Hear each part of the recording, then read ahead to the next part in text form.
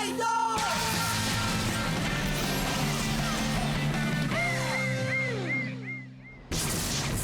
Hindi na itong Galactic Force na dating minahal ko at pinaglingkuran.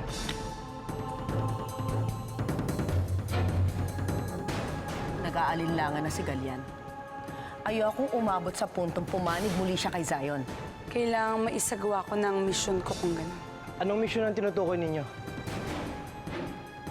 Ito ang video na nakuha namin sa security camera na nakalagay sa labas ng quarter ni Galian. Nasa panganib ang buhay ni Galian. Kailangan makapalik ako sa Galactic Force. Baka naman alam niyo kung nasan si Rico. Yung anak ko, si Rico Malvino. Hindi ba't bago sumugod ang mga kuma noon? May mga taong bigla na lang nawawala. Paano kung senyales ito napaparating na naman ng mga kuma?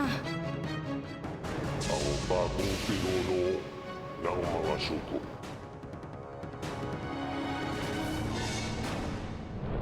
Tunghayan ninyo ang pagsilang ni Sigma.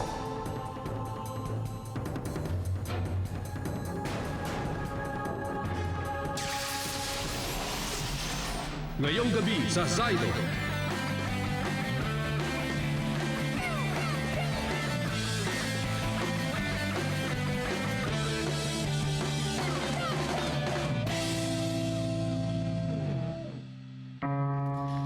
Nakita niyo ba yung anak ko, si Rico? Nawawala ho ang anak ninyo? Oo eh. Sabi niya uuwi siya agad, pero hindi siya dumating. Tinitext ko sa cell, tinatawagan ko siya. Hindi siya sumasagot. Baka naman ho nasa barkada niya lang. Hindi pala barkada ang anak ko. Basketball lang talaga ang hilig niya. Basketball?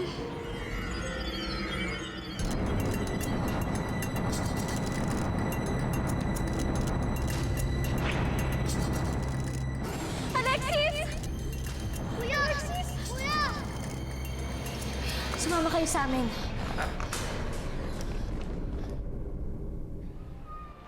Sir, kunin niyo na tong flat screen TV. Magugustuhan ni Mrs. yan. Hindi naman nanonood ng TV yung misis ko eh. Gusto niyo kunin niyo na rin tong DVD player para pelikula na yung panunuorin ninyo. Pwede ba yung hulugan? Pwede. Kung gusto niyo, ibibigay ko na lang sa inyo. Ano?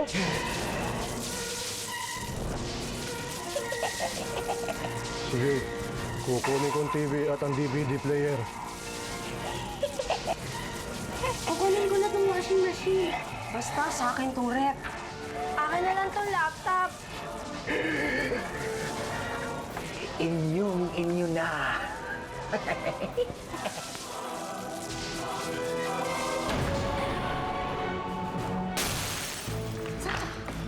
Tingnan niyo kung mabuti kung may kamukha ang anak ninyo sa mga trophy na yan.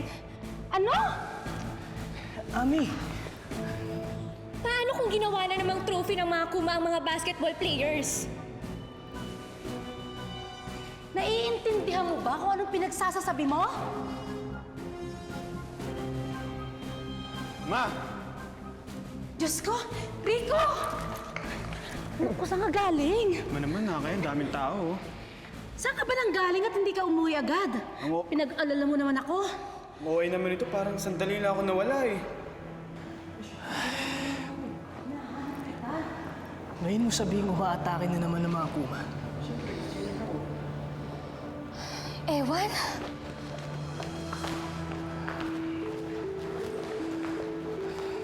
Siyempre, binata na ako.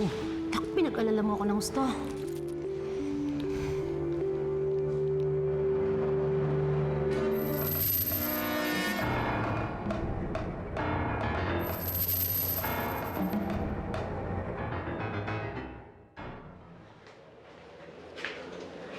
Nay, iisip niyo nga po ba si Kuya Alexis at si Kuya Alvaro? Magiging mas masaya sana tayo kung kasama natin sila. Oo nga po eh.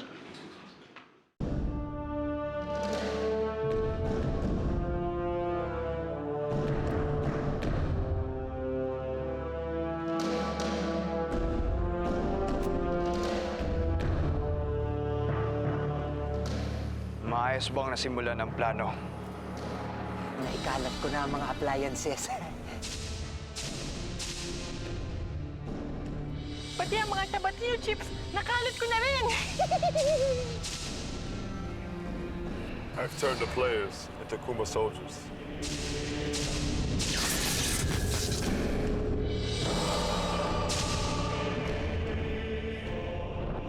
Pagsasama-samahin natin ang kapangyarihan ng bawat isa sa inyo. Kahit galit sa akin ng Kuya Alexis mo, huwag sana maapektuhan ang desisyon niya. Sana pumanig pa rin siya sa tama. Sandaling panahon na lang at magtatagumpay na tayong ihain sa dakilang liar ang planetang Earth!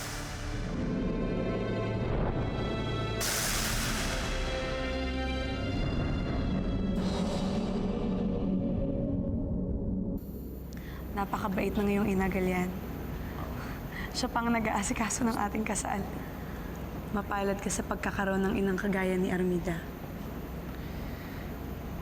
Natutuwa ako at nagkasundo kayo. Talagang magkasundo kami.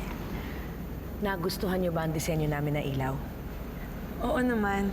Marami hong salamat. O sige, magpahinga na muna kayo. Ako na ang bahala rito.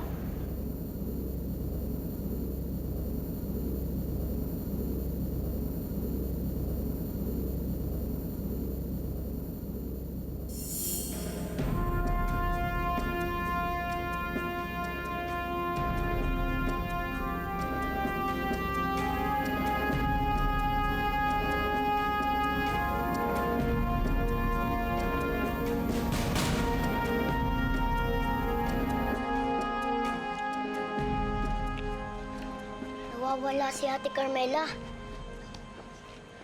Tsaka ayaw na rin ni Ate Amit Kuya Silvano na maging pulis pang Kalawakan. Tapos, si Kuya Alexis rin nawawala.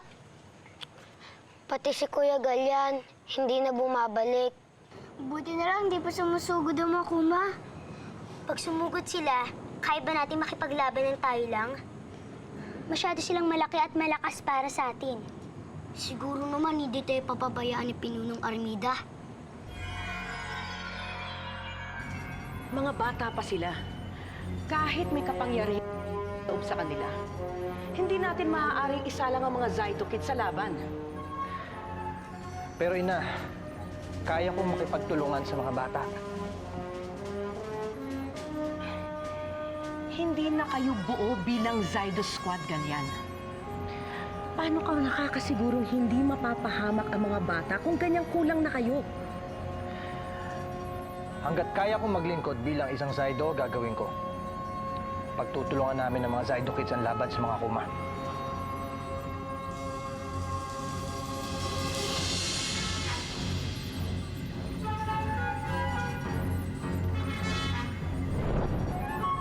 Tignan lang natin kung magtagumpay ka.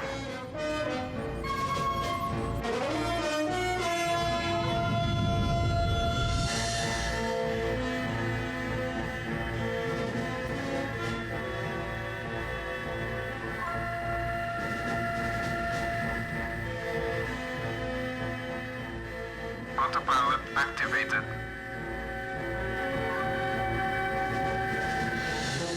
Malapit na ako sa Galactic Force.